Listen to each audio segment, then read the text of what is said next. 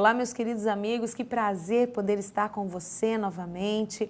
Mais um dia que o Senhor nos concede para que nós possamos desfrutar da sua palavra, desfrutar do maná que o Senhor tem para cada um de nós. Essa próxima meia hora, esse mês de abril, nós começamos um novo tema aqui todas as quartas-feiras, junto com o pastor Evaldo Coelho, e pode ter certeza, meu querido, que você vai ser acrescido na sua alma, no seu espírito, conhecendo um pouco mais do teu Senhor e conhecendo a sua própria essência. Aqui pela Via Cabo, canal 6, e também pelo nosso site tvmca.com.br, pelo link TV Online, você pode nos acompanhar em qualquer lugar do planeta em tempo real. Vou deixar também para você agora no comecinho do programa os nossos canais de comunicação. Temos o nosso e-mail devocionalintimidade@tvmca.com.br. Manda aí o seu recadinho, a sua história, a sua crítica. Nós queremos saber o que Deus está fazendo na sua vida através deste programa. E também temos duas páginas ali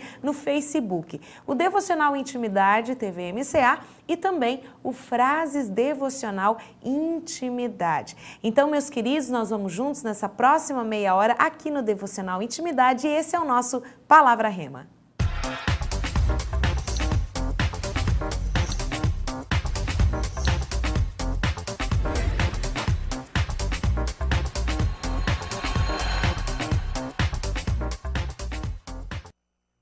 Seja bem-vindo ao Devocional Intimidade e seja bem-vindo mais uma vez, querido pastor Evaldo. Tudo bem? Tudo bem, Mônica.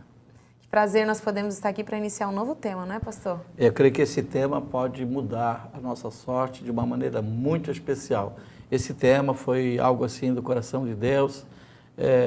Nós vamos falar, Jesus disse para os seus discípulos, eu tive fome, não me desse de comer, eu tive sede, não me desse de beber, eu estive nu, não me desse de vestir, eu estive na prisão e não fosse me visitar, e os discípulos não entenderam nada. E a princípio também não entendi, talvez você não tenha entendido e talvez você, querido telespectador, não tenha entendido. Porque, na realidade, ali ele estava falando de uma forma física, mas a raiz da palavra vai nos trazer tanta surpresa e eu creio que você vai ficar maravilhado com aquilo que vamos trazer na sua tela. Você que está aí do outro lado da telinha, pare um pouquinho aquilo que você está fazendo, porque durante esses 4 programas nós vamos estar falando sobre esse tema e creio assim, eu quero ser ousado, Mônica, eu creio que em Santa Catarina não tem 10 pessoas que pesquisaram isso. Então o nosso querido telespectador será bem-aventurado, porque vamos falar de algo profundo, de algo maravilhoso. Eu creio que você não pode perder essa programação. Glória a Deus. É importante que você acompanhe todos os programas, né, pastor? Porque a gente vai ter, um programa vai linkar no outro, são várias revelações. E eu vou confessar para você que está aí do outro lado com a gente, que quando nós estávamos estudando esse texto, para poder trazer aqui para você, eu fui surpreendida por várias coisas e Deus ministrou profundamente ao meu coração e eu tenho certeza, pastor, que vai ministrar de uma forma muito íntima e trazendo realmente um rema, uma direção para as pessoas que estão lá junto com a gente, né? A minha oração é que você que está do outro lado da telinha possa ter o mesmo sentimento que tivemos ao estudar, em saber da grandeza de Deus, de como Deus tem sido maravilhoso. E nesse primeiro programa nós vamos introduzir o assunto e eu creio que você será grandemente abençoado. Vamos ler o texto? Vamos lá. Então, o nosso tema que nós iniciamos para esse mês de abril, o nosso tema então é peregrinos e forasteiros na terra. É um tema que nós vamos estudar e nós vamos ter 2 textos bases, que vai ser Mateus 25, do 34 ao 39, e também Efésios, capítulo 2, versículo 19. Então, a gente vai ler Mateus, né, pastor? Vamos iniciar com Mateus, capítulo 25, versículo 34. E a palavra nos diz assim: então dirá o rei a todos que estiverem à sua direita: vinde, abençoados do meu Pai, recebei como herança o reino, o qual vos foi preparado desde a fundação do mundo. Amém, pastor. Mônica, este capítulo 25 do Evangelho segundo escreveu São Mateus, ele é escatológico. Ele está falando das últimas coisas, de como será a vida de um cristão que passou o seu tempo na igreja, que conseguiu adentrar pelos portais da glória. Vai contar o que está acontecendo, como será a recepção, porque eu não sei você, mas quando você vai fazer uma viagem, você fica ansioso pela a chegada no aeroporto, A chegada no hotel é muito importante, a gente fica muito ansioso pela chegada no hotel. Agora você imagina como será a viagem, como será o translado do arrebatamento, como será o translado depois da morte e como será a recepção lá no céu. Nós entendemos que você será recepcionado e o translado será tão igual ao do ladrão Dimas. Jesus disse, hoje mesmo estarás comigo no paraíso. E esse texto diz que ele estará nos portais da glória. Estevão, quando estava sendo apedrejado, Mônica, ele falou algo assim que me encanta. Ele estava sendo apedrejado, a sentença dos judeus era apedrejamento, morte por apedrejamento, e quando ele estava desferindo aquelas pedras pontiagudas, dilacerando o seu cérebro, a sua carne, ele disse, pare um pouquinho, porque agora estou vendo que Jesus se levantou do lado do Pai, estava sentado no trono, se levantou para me receber. E ele então deve ter dito, vinde benditos de meu Pai e possui por herança o reino que desde a fundação do mundo vos está preparado. E é desse assunto que nós queremos falar nessa oportunidade. E até essa questão de Estevão, até antes da gente entrar, eu me recordo que havia uma canção de muito tempo atrás, do Voz da Verdade, que cantava, né? Eis que vejo os céus abertos, o esposo está chegando. E foi isso que Estevão viu. Ele viu os céus abertos e viu o seu rei dizendo para ele, vem para mim. Embora ele estivesse passando um dos momentos mais difíceis, porque ele estava sendo apedrejado ali, mas os olhos dele estavam no rei e a sua formosura tomou conta do seu coração. Pudera cada um de nós estar como esteve Estevão, no momento do passamento, que esteja pronto e com aquela alegria, né? Exatamente. Porque a morte sempre será um terror e foi também para Estevão, mas quando ele se aproximava do momento, ele viu os céus abertos. E essa música, você lembrou bem, ela fala desse texto, fala dessa passagem, é algo muito, muito maravilhoso. Tremendo, pastor. E então, dentro desse tema que a gente vai estudar, e algo que nós estávamos mencionando há pouquinho tempo atrás, é a respeito do rei, né? E nós temos, então, a raiz dessa palavra, que vem da palavra basileus, que seria o grego dessa palavra, né? Nós estamos estudando, por nosso querido telespectador, nós estamos estudando a palavra rema, baseado sempre no termo original. O James Strong, um americano, ele fez o dicionário grego, e ele traz ao nosso conhecimento a palavra na sua raiz. Então, o que é que escreveu o autor da Bíblia?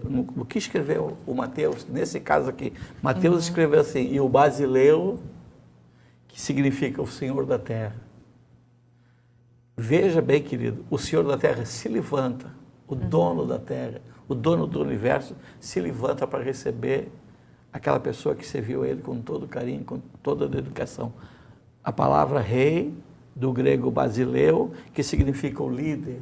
E até a nossa técnica pode estar colocando para a gente, né, na tela, essa palavra, para que eles possam visualizar. Então tem ali toda a líder do povo, príncipe, comandante, senhor da terra, rei, que vem da palavra, então, do original basileus, que é o que a gente acabou de falar, né? A diferença, irmã Mônica, entre um rei e um presidente é que o rei, ele é dono de tudo e ele pode doar o que quiser. Ele é um soberano. Ele é soberano nas suas decisões. E ele reservou, ele determinou que o céu seria dos homens. Então, nós vamos estudar aqui no texto que ele diz que ele preparou isso quando ele estava criando os céus e a terra. Ele já criou um local para o homem voltar. Porque o homem é natural e o homem é espiritual. Existe o homem terreno e o homem espiritual. O homem espiritual vai voltar.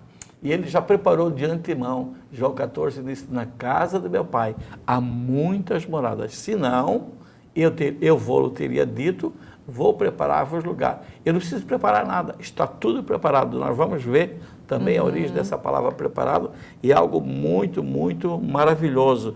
E o rei disse, e o rei recepciona, e o rei está à direita. Que coisa linda, que recepção calorosa, que coisa maravilhosa não será a recepção lá com Jesus. Que coisa linda vai ser, Mônica. E quando nós começamos a entender, e eu confesso para o senhor, pastor, e também para as pessoas que estão com a gente, quando nós começamos a estudar o original da palavra, você mergulha numa intensidade de conhecimento de Deus. Não muda nada daquilo que a Bíblia está falando. Exatamente. Mas alegra mais a tua alma. Ela e te te deixa abre uma mais janela. consciente. Exatamente. Te deixa mais seguro.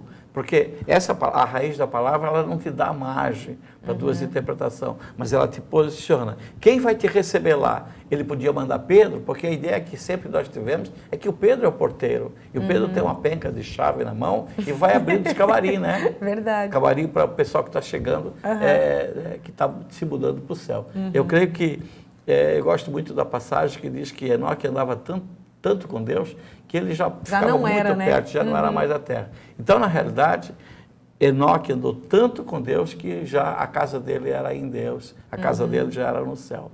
E alguém disse, puxa, uma casa frente para o mar, um apartamento frente para o mar, é tudo de bom. E imagine uma casa do céu de frente para o Senhor Jesus, de frente para o trono, que coisa tremenda, que coisa maravilhosa, não será. Então veja que não é Pedro que está na recepção, mas o próprio Jesus estará recepcionando e dando as boas-vindas, que coisa linda, será a chegada da igreja na glória. E a gente seguindo o texto ali, então a palavra diz assim, né? Então dirá o rei a todos que estiverem à sua direita. Ele está à direita do Pai para recepcionar toda a igreja, né? E nós temos também, e isso vem do original Déxios. Essa palavra está dizendo assim, que ele vai nos dar autoridade, que ele vai nos colocar numa posição de destaque. Por isso que é Jesus quem recebe, né? Vamos colocar o original para a gente lá, os meninos. Então, direita quer dizer lugar de honra ou autoridade. E daí, algo que o Senhor mencionou, que a mesma honra que o Pai deu a Jesus, Ele entregou à igreja. Então, aqui eu faço esse link. É Jesus quem recebe a igreja porque Deus está honrando a igreja assim como Ele honrou a Jesus. E Ele honra o Filho para o Filho honrar a igreja. Honrar a igreja, exatamente. A gente tem ali na tela agora ali a... Então, Mônica, o pedido da esposa de Zebedeu era muito sem nexo. A esposa de Zebedeu disse assim, Jesus, a gente é tão amigo, é tão íntimo, a gente tem andado na vida terrena juntos, eu queria que você arrumasse uma vaga importante assim, um lugar de destaque, e eu queria encomendar então que um dos meus filhos sentasse à tua direita e outro do meu filho sentasse à tua esquerda. Não sabendo ela que Jesus está na direita de Deus e entre ele e Deus ninguém pode ficar. A gente vai ficar do lado de Jesus. E os que tiverem à esquerda, ele vai chamar de malditos. Então, esta senhora, naquele momento, ela pediu na carne. Ela estava sem entendimento.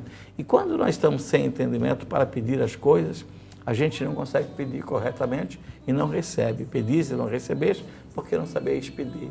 Pedi para que o vosso gozo se cumpra. Quando a gente pede com base na palavra, por isso que se diz, o que duas pessoas ligarem na terra também será ligado no céu. Essa palavra ligar ou desligar é amarrar e soltar o original.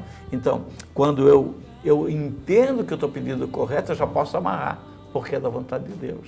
E quando eu entendo que eu posso libertar, de acordo com a palavra, eu já determino que a pessoa seja solta. Há coisas que nós podemos soltar e há coisas que a gente pode amarrar.